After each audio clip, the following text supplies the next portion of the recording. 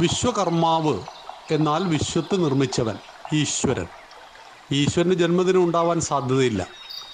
ഈശ്വരന് വേണ്ടി ഒരു ദിനവും ഉണ്ടാവാൻ സാധ്യതയില്ല. എല്ലാ ദിനവും പകലും രാത്രിയും യുഗങ്ങളും കൽപ്പങ്ങളുമെല്ലാം ഈശ്വരമയം തന്നെ.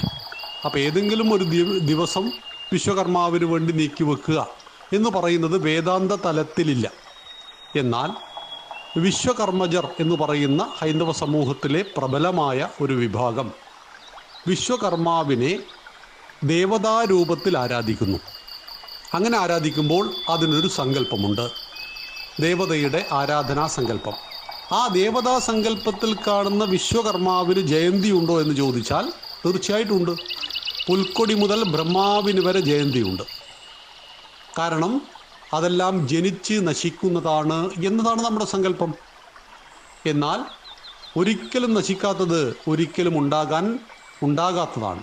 ഉണ്ടായതൊക്കെ നശിക്കും. എങ്കിൽ ഒരിക്കലും ഉണ്ടാകാത്തത് എന്താണ്? അത് ഈശ്വരൻ.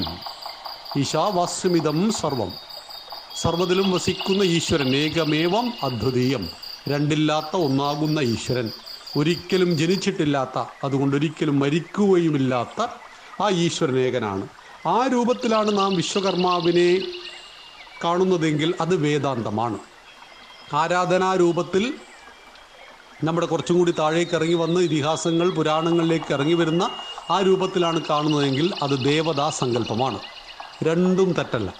നമുക്ക് 30 കോടി ദേവതാ ഉപാസനകളുണ്ട്, നാമജപമുണ്ട്, ഭജനയുണ്ട്, പൂജയുണ്ട്, ആരാധനയുണ്ട്, അനേകായിരം ആചാരങ്ങളുണ്ട്, ക്ഷേത്രങ്ങളുണ്ട്, ആൽത്തറകളുണ്ട്, ഭജനമഠങ്ങളുണ്ട്. അങ്ങനെ അനേക രൂപത്തിലും ഭാവത്തിലും അനേക മേഖലയിലൂടെ നാം നമ്മുടെ ഉപാസനയെ ചെയ്യുമ്പോൾ ഈ ഉപാസനയെല്ലാം ചെന്ന് ചേരുന്നത് ഏകമാകുന്ന ഈശ്വരനിലേക്കാണ്. ഒരിക്കലും ജനിച്ചിട്ടില്ലാത്ത, ഒരിക്കലും മരിക്കാത്ത ആ ഈശ്വരൻ.